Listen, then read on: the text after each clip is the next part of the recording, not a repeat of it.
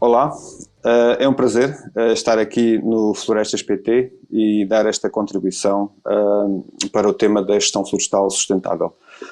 Eu vou falar em particular relacionado com plantações florestais e numa ótica de olharmos para o futuro, para as gerações vindouras e qual a contribuição que o setor florestal poderá dar na resolução das grandes questões que todos nós hoje nos debatemos. O setor florestal, o tema das florestas, ele tem que ser olhado na ótica daquilo que nos traz aqui a gestão florestal, enquadrado com as grandes questões que nós temos que dar resposta nos tempos atuais. As florestas, elas são uma das principais formas de ocupação do solo, portanto, quando pensamos a uma grande escala do nosso território nacional ou em termos mundiais do nosso planeta, são uma das principais formas de uso do solo. E nessa função que elas ocupam, são de grande forma impactadas e transformadas ao longo dos anos pelo uso que delas a humanidade foi fazendo ao longo dos séculos, ao longo dos milénios. E, portanto, hoje, quando nós, nesta primeira parte do século XXI, nos debatemos com questões de desenvolvimento, os grandes temas ambientais relacionados com clima, com biodiversidade, inevitavelmente nós temos que cruzar aqui alguns dados para percebermos os grandes drivers que estão por trás da transformação daquilo que nós vamos observando, quer na floresta em Portugal e quer a nível mundial. Eu gosto muito nas conversas que faço e nas apresentações, de personalizar estas análises. A minha geração, e eu nasci na transição da década de 60 para a década de 70, portanto a minha geração é a geração que viveu este último meio século. Tem uma característica muito particular. Muitos analistas hoje referem-se a este período da nossa história moderna como o período da grande aceleração, estes 50 anos. E um dos indicadores mais importantes para nós compreendermos o que aconteceu neste meio século é olharmos para o contador da população mundial. Quando eu nasci, a população mundial eram 3.500 milhões de habitantes. Ora, hoje, à data que está esta gravação a ser feita, nós estamos a aproximar-nos a uma velocidade bastante grande de sermos 8.000 milhões de habitantes no planeta. Ou seja, durante a minha vida, a população mundial mais do que duplicou. E isto, obviamente, tem um impacto, é o driver dominante de tudo aquilo que nós observamos e que eu observei na transformação à minha volta, quando percorro as paisagens do nosso país ou de outras regiões onde eu tive o privilégio e tenho o privilégio hoje de estar a trabalhar. Não nos podemos esquecer que, a acompanhar este grande crescimento da população, esta aceleração que houve ao nível do crescimento da população, houve um crescimento do seu consumo, dos hábitos das populações que mudaram enormemente, também a acompanhar a urbanização da sociedade, a acompanhar a evolução tecnológica, a acompanhar as formas como e as expectativas que as pessoas têm das suas vidas. E aí, ao nível do impacto sobre a natureza, seja ela na biodiversidade, porque nós fomos ocupando cada vez mais espaço, transformando mais os ecossistemas, ou ao nível das emissões que a nossa atividade produtiva vai fazendo para a atmosfera. Portanto, hoje nós temos os dois grandes desafios ambientais pela nossa frente, que são o padrão das alterações climáticas e o aquecimento global, e por outro lado, a perda dos ecossistemas e a consequente impacto sobre as espécies e a biodiversidade em geral. E, portanto, são duas curvas que nós, neste momento, na análise que temos, os dados que estão perante nós, são evidentes que nós temos que inverter a tendência destas curvas. Já nesta fase, tanto em 2021, já não é suficiente para nós podermos manter os padrões de qualidade de vida que achamos aceitáveis, simplesmente manter os gases que temos neste momento a produzir os efeitos de estufa ou mesmo o grau de perda de ecossistemas. Portanto, temos que neste momento encontrar soluções que nos permitam reduzir a poluição atmosférica e também conseguirmos acelerar a recuperação e o restauro de grande parte dos ecossistemas. Daí que no topo da agenda política hoje observamos a aplicação do Acordo de Paris ao nível de abordar o tema das alterações climáticas e, por outro lado, a indicação por parte das Nações Unidas para esta década como a década do restauro ecológico. Ora, são estes dois pontos fulcrais na agenda que nós temos atualmente que são muito importantes quando nós pensamos no posicionamento da gestão florestal responsável, do setor florestal, e que soluções é que nós podemos apresentar para o debate e para, no fundo, fazermos a melhor utilização daquilo que é a atividade deste setor. Na minha atividade dos últimos 10 anos, eu tenho trabalhado com algumas das maiores empresas do setor florestal em Portugal, com a Navigator, mas noutras regiões do mundo, com outras grandes empresas, sempre procurando compreender como é que é possível compatibilizar aquilo que é a atividade produtiva e continuar oferecer à nossa sociedade os produtos que, no fundo, nós utilizamos no dia-a-dia, e não nos podemos esquecer que, face à grande evolução da tecnologia nas últimas décadas, hoje, do ponto de vista tecnológico e do conhecimento que temos, nós conseguimos produzir praticamente todos os materiais, os produtos e os serviços que vimos produzindo durante as últimas décadas a partir dos materiais de base fóssil, conseguimos fazê-los a partir de matérias-primas de base não fóssil. E isto abre um leque de novas oportunidades para o setor florestal poder posicionar-se perante aquilo que são as necessidades crescentes da população, e de uma população que é cada vez mais urbana e que tem hábitos que estão muito distantes daquilo que são os territórios, e conseguir oferecer estes produtos e estes serviços provenientes de uma matéria-prima que é de base renovável. Para além disso, não só é de uma base renovável, como quando nós estamos a ocupar o território com mais floresta, com melhor floresta, nós estamos precisamente a prestar o serviço ambiental que neste momento é mais necessário. As plantas, elas vão absorvendo os gases que se encontram na atmosfera, nomeadamente o dióxido de carbono, e portanto é uma ferramenta que nós temos precisamente para nos ajudar a reverter a curva da tendência das emissões.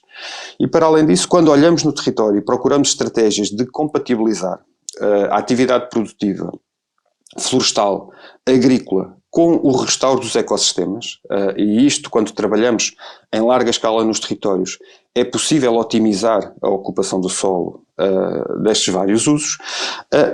Nesse momento, nós estamos também, com a mesma solução, a contribuir para reverter a própria curva da perda da biodiversidade, porque o restauro ecológico vai nos permitir inserir nesses territórios os ecossistemas que, ao longo dos últimos séculos, nós fomos perdendo.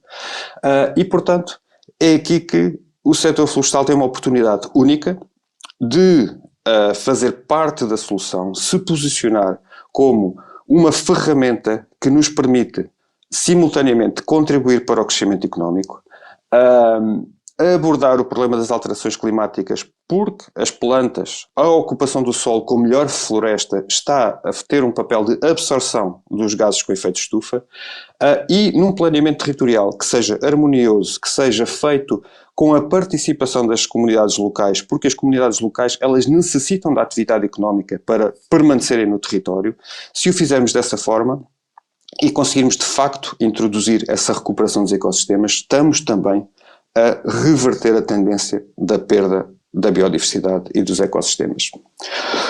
Ora, falando de Portugal, eu acho que é muito presente para todos nós a degradação que nós temos assistido ao longo das décadas de grande parte do nosso território interior, na região centro, na região norte, perda de população, consequente perda de atividade económica, simplificação dos ecossistemas e depois o resultado que todos nós observamos dos crescentes incêndios cada vez mais intensos, mais destrutivos. Portanto, é um ciclo que tem-se agravado e não conseguimos reverter. Estas estratégias em que nós temos que compatibilizar as atividades produtivas, ter um planeamento participativo desses territórios, conseguir enriquecê-los do ponto de vista biológico com a reinserção dos ecossistemas que desapareceram desses territórios e fazê-lo de uma forma diversificada, sem preconceitos, sem estigmatizar nem grupos de pessoas, nem grupos de espécies. Portanto, não há aqui bons e maus, nem no uso do solo, nem nas espécies, nem nos grupos comunitários. Portanto, é possível, de facto, nós revertermos essa dinâmica. E isto não é uma questão que se esgota no nosso país. É um tema que é partilhado por muitas outras geografias do mundo, desde a América do Sul, ao continente africano, ao sudoeste asiático. O problema do desenvolvimento rural num modelo sustentável que permita compatibilizar a ocupação do território pelas comunidades locais com a atividade produtiva conectado com os mercados atuais é um tema da atualidade em todo o lado. E, portanto, eu trago aqui para partilhar convosco, como parte desta sessão, duas experiências em que eu estou diretamente envolvido. Uma no Brasil, com as empresas do setor de pasta e papel, focando-nos no restauro de um ecossistema que foi perdido durante o último século, a Mata Atlântica, e como se está a compatibilizar a produção de madeira em larga escala com a reintrodução destes ecossistemas de alto valor de conservação. O outro exemplo que eu trago para partilhar convosco é trabalhar com comunidades locais, portanto é uma escala da comunidade, reintrodução de lotes de plantações florestais para que as comunidades locais tenham as matérias-primas necessárias e que possam também colocar madeira no mercado, e isto numa estratégia de reduzir a pressão sobre os grandes parques na região do Virunga, no Uganda, que são dos parques de maior importância do ponto de vista de conservação da natureza e da biodiversidade naquela parte de África. Portanto, vou-vos deixar ver estes dois exemplos como parte da sessão. Stretching along Brazil's east coast, the Atlantic rainforest is as rich in biodiversity as the Amazon. It's home to a vast array of wildlife. Many species are found nowhere else on Earth, and many are under threat. Centuries of deforestation have destroyed more than 90% of this once great forest. But in places, it's making a comeback, and thanks to an unlikely ally. Pulp and paper companies have established fast-growing eucalyptus plantations on degraded cattle pastures, and alongside, they set about restoring native forest. Companies that participate in WWF's New Generation Plantation Platform manage over 2 million hectares in the Atlantic rainforest region. Around half is used to grow eucalyptus, the rest is set aside to conserve and restore native ecosystems. Sometimes it's enough just to leave the land alone and let nature do its work. In more severely degraded areas, trees need to be actively replanted. Restoration sites are carefully chosen to create corridors connecting fragments of native forest and to protect important parts of the ecosystem like rivers and areas of high conservation value. The result is a mosaic landscape that fits together different land uses. This provides opportunities for local people and an efficient supply of renewable materials, while extending habitats for wildlife, storing carbon and securing the vital services that forests supply.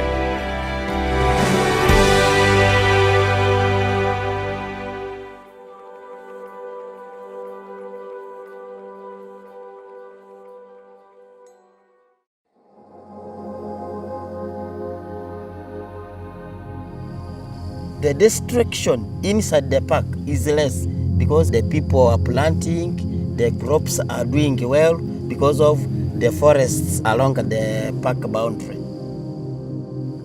If they are funded and their seedlings given to them, we are sure people have now the courage of planting forests, their own forests.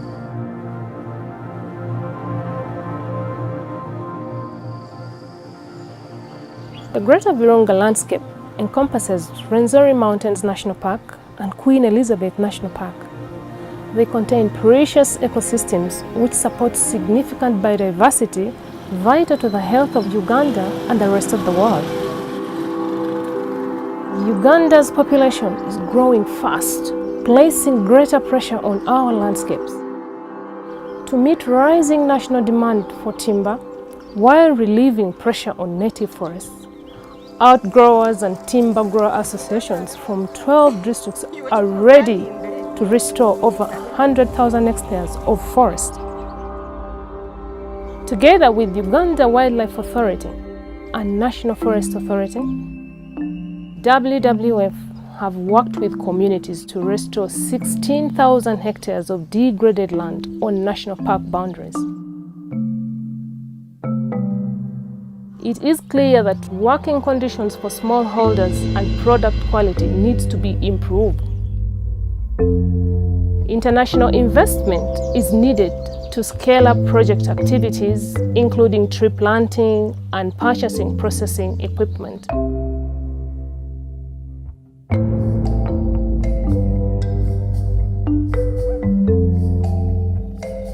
So I think what we've seen here today has been a perfect example of something that could be scaled up and has a lot of potential. We've seen significant value add. We've seen slope stability happening from planting trees where they would have otherwise been growing crops. You have protection by creating a buffer with the natural forest. This plantation borders the natural forest, which leads on into the Congo here. So from the perspective of securing biodiversity, securing livelihoods, securing sustainable wood supply, this has everything. With international investment and support from local people, WWF can help secure the future of our unique ecosystems and improve outcomes for people and nature.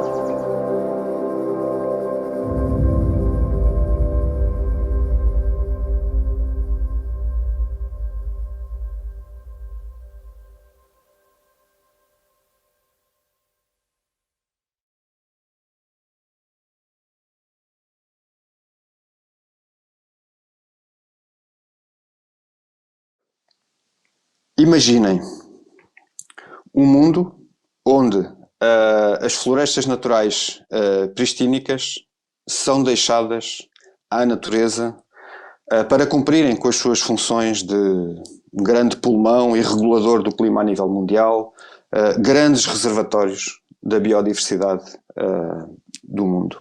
Enquanto as restantes florestas, onde o homem marca a sua presença e a sua atividade, são geridas de forma responsável, são restauradas em função do excesso de uso e da degradação que nós fomos lá causando e conseguimos retornar a um bom estado de conservação dessas florestas. Produzimos uma nova geração de plantações de árvores de alta produtividade que nos ajudam a termos os produtos e os serviços que a sociedade do século XXI necessita e espera ter. Neste mundo, as matérias-primas estão a ser cultivadas, portanto, não necessitamos de minerá-las, e de uma forma que estamos a contribuir para restaurar os ecossistemas. Estamos não só a reduzir as emissões, mas a reabsorver parte das emissões que fizemos no passado.